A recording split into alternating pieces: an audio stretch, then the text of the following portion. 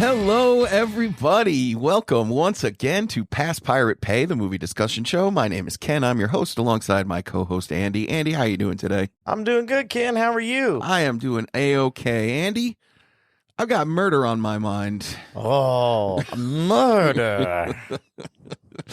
You know, the problem with murder is if you have somebody in your life that you would like to have murdered, chances are everybody's going to know. So if you murder that person, the police are going to suspect you. Yeah, you need an alibi. Yeah, you need something to combat the fact that you have all the motive in the world to murder this person. All right. So now on the show today, we're going to be discussing 3 movies that attempt to tackle this problem. Oh, yeah. Through murder swaps. Murder swaps. Yeah. The perfect murder. That's right. That's right. So yeah, we're doing 3 movies. We're doing 1951 Strangers on a Train, arguably the spiritual godfather of all murder swap movies. It kind of kicked it off, yeah. And then we'll also be doing Horrible Bosses and Over Your Dead Body, which is currently in we will not be doing Throw Mama from the Train. That's right. Which is also the other murder swap movie. So maybe on another one. I remember loving that movie as a kid, though. I love Throw Mama from the Train. I think it's very good. Yeah. So it's definitely cool. You're a fan of the genre, then, huh? Yeah. Murder swap movies are kind of my bag, I guess. All right, so yeah, let's dive right in. All right, let's go back to 1951, one of the oldest movies we've done so far on the show. It was a while back. Yeah. And we're gonna get right into Strangers on a Train, directed by Alfred Hitchcock. It's funny when we talk about Horrible Bosses, we can mention the fact that they make a joke about the fact that nobody has actually seen this movie. I think like Throw Mama from the Train put the crisscross murder swap idea from this movie into the pop culture of the 1980s. Yeah. So that everybody who is our age, like so many people know exactly what this movie is, but nobody has actually seen it. I hadn't. Right, exactly. This is my first time watching it. Yeah, I had seen this movie because I just went through a whole Hitchcock phase where I just watched so many of his movies. But yeah, I understand that this movie, its place in the popular imagination is not due to the fact of its own existence. It's just the fact that everody knows what it is, and this is it's like the shorthand for the kind of movies that we're talking about. Yeah, like I've seen the clip of the beginning of the movie, where they're on the train and they're talking about the idea. We swap murders, crisscross. Yeah. So this movie is about 2 dudes who meet up on a train, Guy and Bruno, and they get to talking, and they quickly realize that they both have people in their lives that they're not so fond of. And Bruno, it quickly becomes apparent, is an extraordinarily sociopathic human being. Yeah, he's kind of amoral. Yeah. So yeah, he gets talking to Guy, and Guy is in love with this beautiful woman who's the daughter of a senator, and he's about to have all these great things happening in his life, except for the fact that he's already married to a woman who seems to have no qualms about cheating on him with as many different dudes as humanly possible. Yeah, she's kind of a piece of shit. Yeah. And but she doesn't want to give him a divorce. So yeah, what's he gonna do? What's he gonna do? Enter Bruno. Yeah, so the conversation between these 2 guys on the train is basically just Bruno being a lot. And I couldn't help noticing this time watching it that it's something I never realized in the past.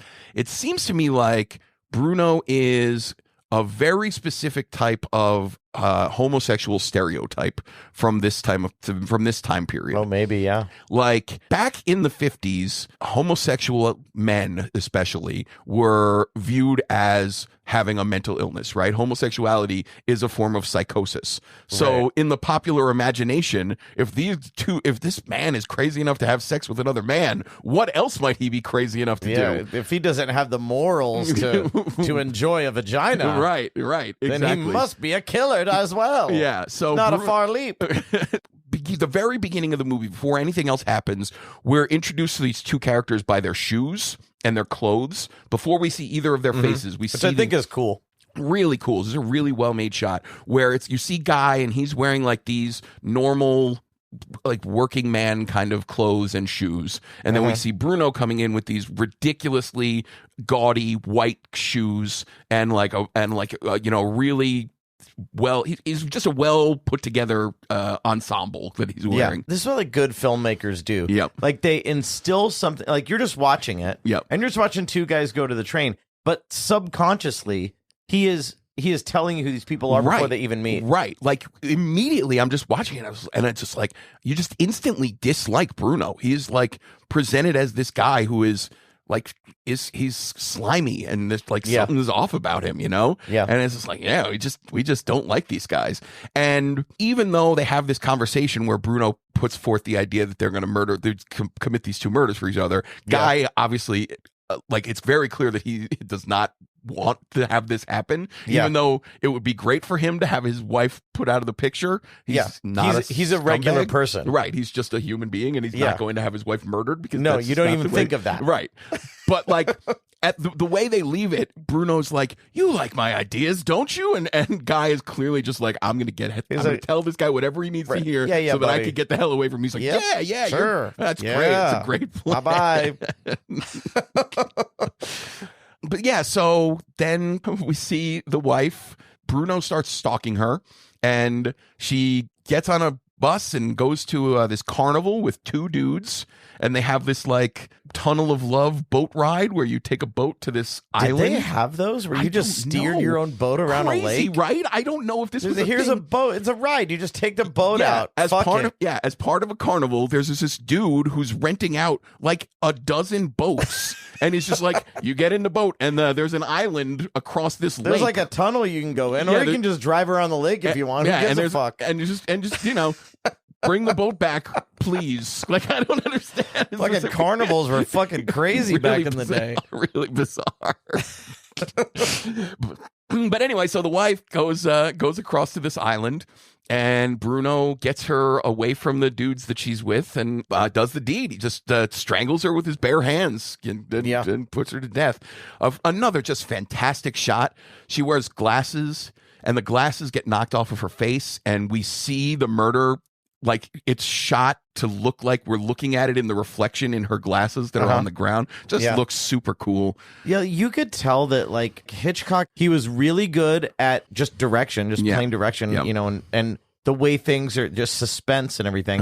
But he's also kind of schlocky. Yeah. Like schlocky B movie. And it's a merger of those two things that is kind of cool. You know? It's amazing that he is considered one of the greats in the history of cinema because his movies are really like lurid, like you're saying, where it's just like they're kind of like pulp. He's doing pulp. Just schlock. I call it schlock. Yeah, but same thing. It's just and it's just like and this movie, like it's not the best movie he ever made, but it seems like it's the Hitchcockiest Hitchcock movie. Yeah. Like he is just doing he's so in his bag in this movie. It's so great. There's so many just like amazing camera shots. There's like the use of shadow. Everything just looks fantastic. All the characters are just casting these crazy long shadows wherever they go. And that's black and white, I think. Yep. When you have only black and white to work with, and he was good at that too. Oh man, it just looks fantastic. It's just great.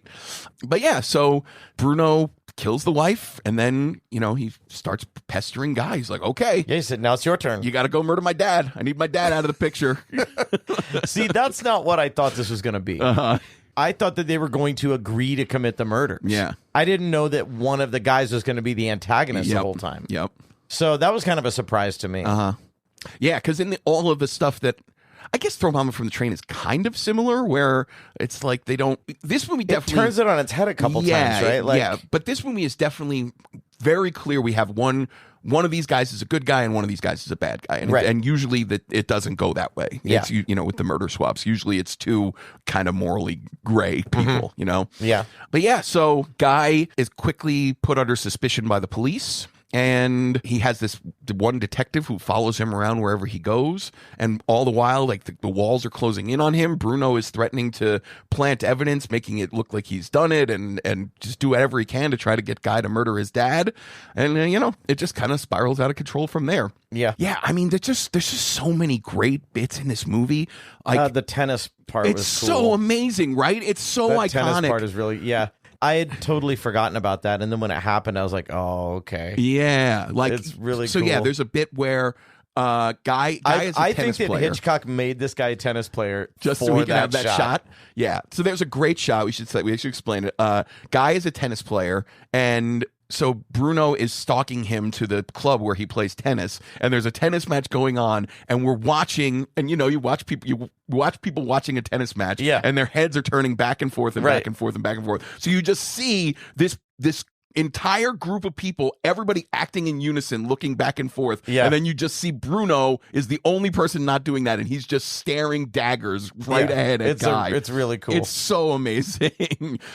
Hitchcock knew that was amazing too. Like, you could tell. Oh, he was yeah. Like, oh yeah. Yeah, I'm sure, because he's he was also he might have got the idea for the whole movie with that shot. Yeah, he's not just a master of suspense; he's also a master of self promotion, and so I'm sure he was just like, I got this. Did you one. catch the cameo? Oh yeah, of course. Yeah, that's the Hitchcock thing where he puts himself in all of his movies. We see him getting onto a train with a stand up bass. Yeah. There's another great bit where the incriminating bit of evidence Bruno has on Guy is his cigarette lighter, and it's kind of this thing that like Bruno is using to hold over Guy for the entire movie. It's just like, all I have to do is plant this at the scene of the crime, and you're screwed no matter what's going to happen. So we're just constantly watching this thing. So then as Bruno is going to plant this evidence, he drops it down this sewer grate, and there's an amazing bit where Guy is trying to finish off a tennis match that he's playing as quickly as possible to get Bruno before he gets to the island where he drops off the evidence. Yeah. And so intercut with that, we have Bruno stretching his arm down this storm drain sewer to try to retrieve the lighter. Yeah. And it's this amazing Hitchcock thing where we hate Bruno, right? We're definitely not rooting for him to do whatever he wants. Yeah. And yet, as he's like stretching and struggling to get the lighter, you're like, is he gonna get it? Is he gonna get it? And you're just so into it. It's such a cool little trick. It's such a great thing. So we should talk about the ludicrous and amazing ending of this movie. So spoiler alert. Spoiler alert. Spoilers for the promised land ahead. Skip to minute marker 16 minutes and 44 seconds or the next chapter. You have been warned. So they're at the carnival. There are cops everywhere, like dozens of cops, because they're all trailing Guy. They think he's the murderer. They're about to get him. And there's cops everywhere. And so Bruno sees he's about to get on the boat to go to the island again. And he sees all the cops and he's like, uh-oh, all right, there's a merry-go-round. I'll jump on that. That's how I'll get everybody away from me. I don't know what this plan is, whatever. So he and Guy both get on this merry-go-round. And one of the cops sees Guy about to get on the merry-go-round, and he's like, hey, that's that guy. He's getting on the merry-go-round. I better stop him. Fires a gun if there's like children on the merry-go-round. He shoots the operator of the merry-go-round, who leans forward and spins the merry-go-round into like overdrive. And it's going really fast. First of all, doesn't a merry-go-round have a governor? Yeah, it's completely insane. It's so because it's flying. Yeah, this thing it's like the spin cycle on your washing machine. That's how fast this thing is going. Go 200 miles an hour. And like again, like another thing with Hitchcock is he famously like is cavalier about violence against children, where like one of his really early movies, he took a lot of shit because he blew up a kid on a bus. Like this, there's a scene where this kid is like unwittingly holding a bomb on a bus, and the bomb goes off and the kid is just killed. And like people were outraged, and Hitchcock is just like, he doesn't give a shit. He fucks with people. He doesn't care. So this movie, the same kind of thing happens, because there's all these children on the merry-go-round, and most of them are like screaming and terrified, but there's one kid who's just like really into it. He's having a good time. The two guys are fighting, and he starts like whacking one of them, and it's totally totally ridiculous. And isn't there like a worker underneath? Yeah. So then the cops are like, we got to stop this. We got to stop this merry-go-round. And this old man, this toothless old man who works at the carnival, he's like, I'm on it. And he just like ducks underneath and he crawls beneath the rapidly spinning merry-go-round to get to the gear. And the cops are like, should we let him do that? He's like, well, I don't want to do it to you. Yeah, I guess you're right. Like, it's so preposterous. And then this old man gets to the workings, the gears, and pulls the lever back in the opposite direction, which somehow just it up, right? Obliterates the merry-go-round. Like, things just blow up, and like the entire structure collapses in on itself, and Bruno is crushed underneath the rubble, and that's how he is killed. It's insane. Yeah. But it's amazing. It's such a great sequence. It's like if you just turn your brain off and be like, okay, we don't have to worry about how none of this makes sense. Just watch it. It's so well made. It's so good. Which is also like a lot of what the plot of this movie is, because the whole movie, it's like, guy, you didn't do anything. Why don't you just go to the police? And be like, well, it's just going to look like I have no way of proving that I didn't have anything to do with it. I have to, I know Bruno. That's right. He could have just gone to the cops, right? Right. And then by the end of the movie, it's just like, oh, this guy who you knew did the murder was the guy who did the murder. But it's still the same situation where it's like he has no way of proving that he didn't tell Bruno to commit this murder. But the whole thing happened but everybody's just like, whatever. He seemed like a real weirdo, and now he's dead. So we could just pin this on it. But yes, it's like thoroughly preposterous. So that's it. That's Strangers on a Train. All right. So would you give Strangers on a Train a pass, pirate, or pay? Man, I love this movie. Pay. Yeah. Love it. I give it a pay too, man. It was like, I think it kind of got a little slow in the middle. Yeah. But there was so much about it. I forgot to even mention my favorite character in the movie is the senator's other daughter. That's Alfred Hitchcock's daughter, right? Daughter, yeah. Patricia Hitchcock. And she's just like the no filter character who says whatever is on her mind. Yeah. And like at one point her father even says, just because one has a thought does not mean one has to put it to words. Like she's like, there's like so much casual bloodthirstiness of people in this movie. And it's like a movie about, it takes place in Washington. There's all these senators and politicians and judges and stuff. And anytime anybody has a chance to talk about something grotesque or murderous happening, everybody's like super into it. So it's just kind of, I don't know what Hitchcock's trying to say about the elites of this country, but it's just like, yeah, there's so much. It's just casual where it's like, oh, this is very exciting. Murders, you say? Whoa.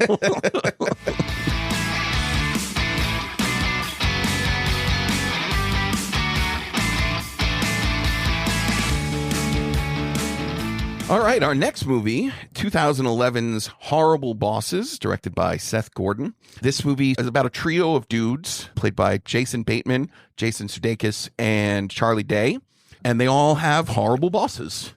The horrible bosses are played by Kevin Spacey, Jennifer Aniston, and Colin Farrell. So yeah, and every single role in this was a massive star. Yeah, just huge people. Yeah, all over the place. Even the little ones. Yeah. Yep. So yeah, these dudes, they hate their bosses and they decide that these people need to be gotten rid of. So at first they go to try to hire a hitman. The first attempt, they hire a guy off of Craigslist for wet work. But that's just code for a dude who pisses on other dudes. And then their second attempt, they go to a bar in the seediest part of town, read black people. And they go and they encounter a man played by Jamie Foxx named Motherfucker Jones. He gets them to give him $5,000, only to tell them that he's not going to be committing the murders for him. He's just a consultant. But he's going to tell him what to do. And unsurprisingly, his solution is murder swaps. Yeah. So it's like, all right, dudes, you're going to have to commit your murders crisscross style, and this way nobody can suspect anybody. Even though these dudes are all best friends and they hang out together and like, they're not strangers, right? Exactly. It's like I don't know that the cops would have to go too far. To this was far more preposterous than Strangers on a Train. Absolutely, for sure, true. Like they decided to do recon work. Yeah. After they've decided who was going to kill who, and they do it together. Right. And they encounter the people that they're supposed to kill accidentally. Yeah. I'm like, what a mess. Yeah. But I guess they're just a bunch of dumb fucks that don't know what they're doing. Kevin Spacey is Jason Bateman's boss, and they leave Charlie Day outside while they're doing the recon in his house, and Kevin Spacey has an allergic reaction to some peanuts. And Charlie has to save his life using an EpiPen by stabbing him dozens of times with it. But yeah, so these guys, they're like just introducing themselves to each other while this is happening. And when they're in Jason Sudeikis' boss's house, he takes the opportunity to stick everything in the Colin Farrell's bathroom up his ass, just to screw with him. It's just like, these guys are not good criminals. No, they're terrible at it. It's really funny to me that Jason Bateman starred for years on a show called Arrested Development, and then he could not recognize the Arrested Development that exists throughout this movie. Like, this movie seems like it was written for and by a 12-year-old boy. Like, so Charlie Day's problem is that his boss, Jennifer Aniston, is being horribly sexually inappropriate to him. Which I thought was kind of funny. But all you are turning it on its head, and I thought that was kind of funny. But like, is a super hot woman who wants to bang him. But and when the other two dudes are whenever they're all complaining, they get together and they're all complaining about their bosses. Yeah. And anytime he chimes in, the other two dudes are like, "Oh yeah, that sounds really awful. It sounds so awful." bad." And like, I don't like the amount of like gay panic that's going on in this movie between the dude pissing on everybody, or like a huge conversation between Sudeikis and Bateman about if they went to prison, which one of them would get raped earlier because what year did this come out? 2011. Okay. That's not that long ago. Yeah. The bosses are cartoonishly evil in every instance, but like the dudes themselves are also not good people. Like, they're terrible people. It's like, I don't even understand why we're supposed to be rooting for these guys. Like, Charlie Day, I guess, is kind of lovable. Yeah. He's doing like prime Charlie Day shit where he's just a goofball. Like, at one point he accidentally takes in a bunch of cocaine and becomes really hyper, and just he's doing some funny goofy Charlie Day shit. But like, for the most part, did you laugh at all? I laughed a little bit. I did. I thought Charlie it was funny. Day gets me. For some reason, like, he just gets me. I just think great. he's funny. I just think he's always been great. He's just a really funny guy. But like, I don't know, Sudeikis, it's so funny to me because I don't watch SNL, so I don't have a lot of history with Jason Sudeikis. By far the biggest thing I have of Jason Sudeikis is Ted Lasso, right? But it's just so funny that is a complete upending of his personality in every other thing that he's in, right? Because he is just always a dry, sarcastic asshole. Yeah, that's how he is in real life, too. Yeah. Yeah. Like, I don't know, man. He taught improv like the Whiplash guy. Ugh. Yeah. I don't know, man. His shit just does not work for me. I just don't. I'm like I think not he's into funny. it. He was a great improviser. Yeah, great. I think he's funny. I just was not into this movie. I couldn't get past like, it just really wasn't very funny for the most part for me. I didn't really like it. Like, I don't know. Kevin Spacey just not funny. Like, I thought he was funny. I don't know. He just I loved Kevin Spacey. I think he plays a great asshole. Yeah. It's just too much. It's too over the top. Colin Farrell, I guess, was occasionally funny, but he's doing so much. These people are all just doing so much, and it's just too much. I don't know. I didn't think it was funny. I hated everybody in it. I just like all of the characters, not the actors, the characters. Yeah. And I was just like, meh. Did you notice who the UPS girl or the FedEx girl was at the beginning? The Duchess of Sussex.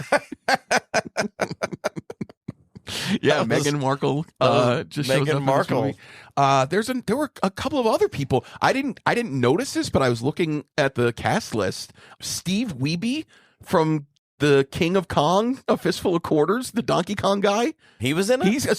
He's in the credits. I don't know who he played, but he's in it.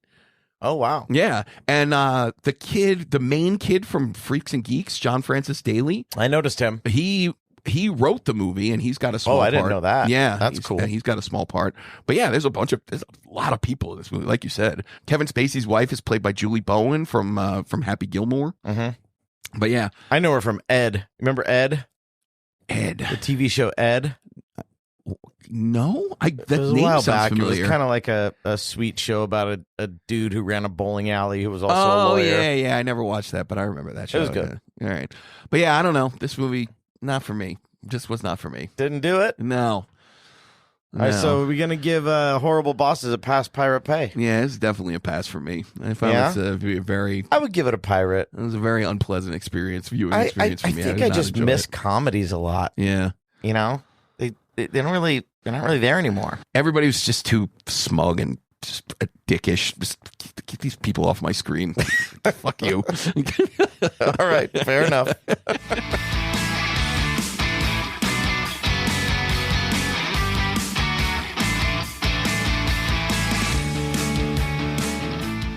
All right, our final movie today is 2026's Over Your Dead Body. This is directed by Jorma Taccone. You told me that he's one of the Lonely Island guys. Yeah. He also played the weird like monkey kid in Land of the Lost.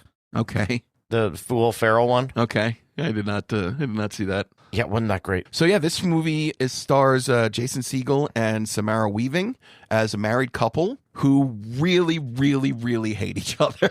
Yeah. Like, really. And they're going up to this cabin that they own somehow out in the remote wilderness, and they each have separate plans to murder the other one. Yeah. So this is not technically a murder swap. Not technically a murder swap, but these people are amateur murderers trying to figure out how to commit murder without getting caught. Right. You know, and they come up with plans that are just as stupid as the previous ones that we've come up with.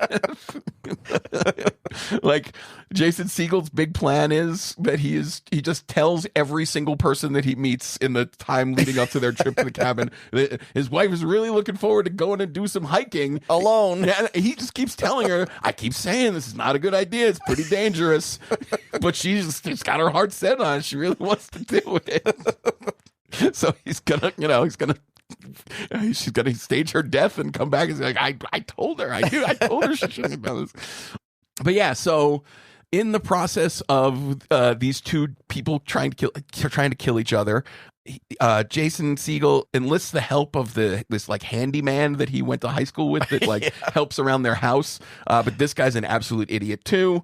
So he's not really doing too much that is helpful. And then at the same time, there are these two escaped convicts and the female prison guard who is helping them escape. And they wind up in the cabin also. And pretty soon, everybody's just trying to murder everybody. Yep.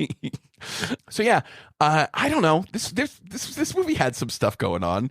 I really enjoyed the early stuff before the murdering starts of just watching Jason Segel and Samara Weaving hate each other. Yeah. Like there's a car ride as they're on the car ride up to the cabin. You're just watching the two of them interact with each other, and it's just like, wow, this is so amazing how just every single word either one of them says to the other one is just like totally dipped in acid. Like these people just cannot stand to be around each other. He's like, you're supposed to slice a garlic. She goes, "Yo, chef."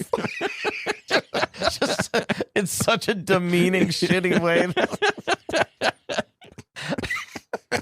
Oh man, yeah. Like some of the great. That's the best stuff of this movie, right? Just the exploration of just how much these people hate each other. At one point, he's talking to her about her Australian accent. Yeah, and he says it's like British crossed with the devil. It's really good. I also like when they're trying to outact each other. Oh yeah. Like they're both like doing what they would do when the cops came and they were faking their sadness, right? And they were both like having like a battle, right? Trying to well up tears. You know? It was really funny. There was a great bit that this is just my own personal thing, where they're playing Scrabble against each other. Yeah, and Jason Segel makes some sort of ridiculous word that's not actually a word. Yeah. And she's like, well, what does that mean? He's like, it's a word that's in the Scrabble dictionary. And I used to love to play Scrabble, but I had to stop playing Scrabble because I played against too many people who just do this thing where it's just like, I don't care what the words mean. I just know that it is an actual word that I can use in Scrabble. Yeah. And that shit annoys the absolute hell out of me. I can't stand it. And I used to love to play there are Scrabble. two kinds of Scrabble players, right? Yeah, exactly. And when I saw that, I was like, yes, yes, yes. Everybody who plays Scrabble like Jason Segel should be murdered.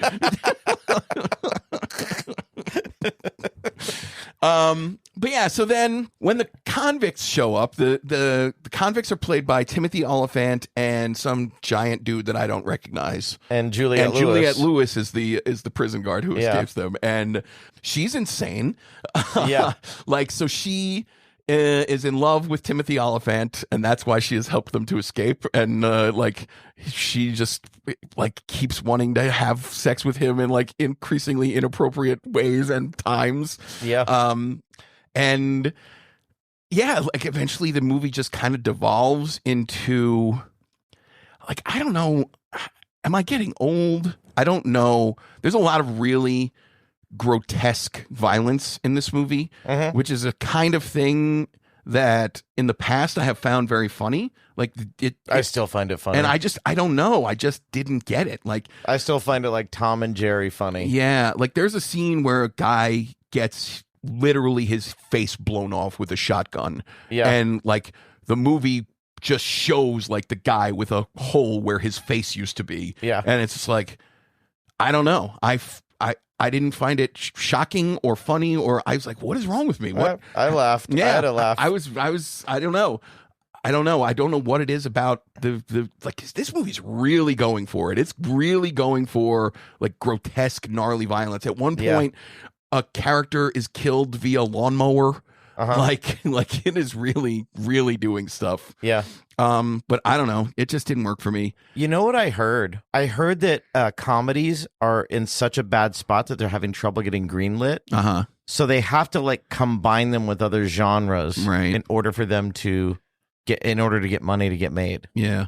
So this was kind of a horror, like suspense, comedy, right? Even though I thought it was comedy forward. Yeah, for sure. You know? Yeah, it's like, but that's not how they like sold it to studios when they were trying to get money. Yeah. I read a whole thing about it. Yeah, it seems like this movie is kind of a companion piece to Together, which we did last year on the show with Dave Franco. That's another one that Allison they kind of sold as. Yeah, and that one is less comedy forward. That one was more leaning into the horror part of it than this one is. But yeah, they're both kind of a piece. You know, they seem like they're two movies that are kind of trying to do the same kind of thing. But I just thought that one was way more successful than this one. This one, I don't know. It's just like, and I really love a lot of these people. Like I think. I don't even think the acting is bad. I don't think any of the actors are doing bad work. Like Jason Segel is really funny, and Timothy Oliphant and Juliette Lewis are really really going for it. I thought the big dumb guy was funny too. Yeah, he's really funny too. Like but I don't know. I think it's just a combination of the scripts. Once it starts getting all murdery, it wasn't that funny to me, and then the over the top gore of the violence just didn't work for me. I don't know. It just, this movie didn't talk to me. I don't know. I thought it was fun. I had a fun time with it. Yeah. I saw it like within 24 hours after having watched Horrible Bosses. So I was kind of like talking myself into it because I definitely like this a lot more than Horrible Bosses. But at the same time, I don't know. I don't really like it all that much. There's some good stuff, but on the whole, I don't know. I think Jason's what's his name? Jason Segel. I think Jason Segel does an incredible job in everything he does. Yeah. And he was enjoyable to watch this whole thing, I thought. And the girl too. There's a bit with his dad, Jason Segel's dad.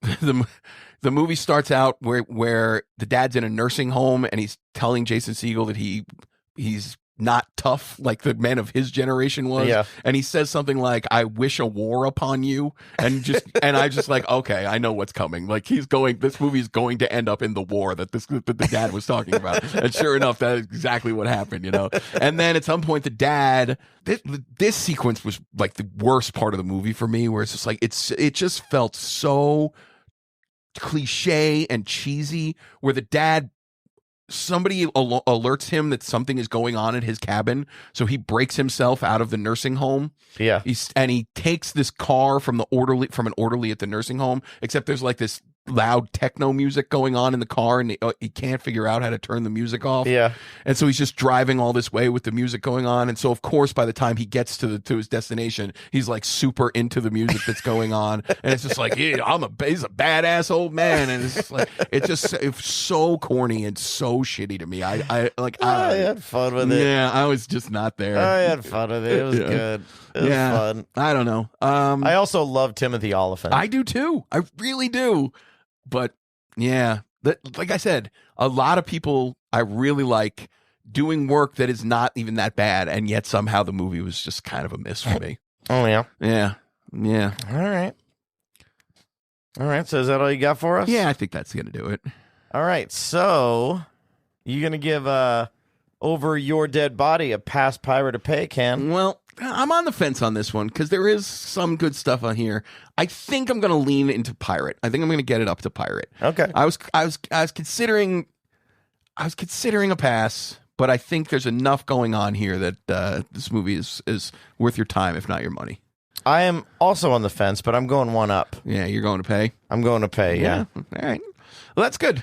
I'm glad you enjoyed it. Even though I couldn't quite get there. That was fun, but if it's a pirate, it's a pirate, but it was a pay for me. Right on. I liked it.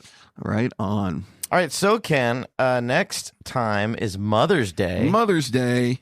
Which is coming up. Yeah. I want to put this out probably on or maybe a little bit right after Mother's Day. But we're going to do our mom's favorite movies. Okay. And we're just going to do one of our mom's favorite movies. And hopefully you have found one. Did you find one? That I got to call my mom tomorrow, so I don't have it. I can't.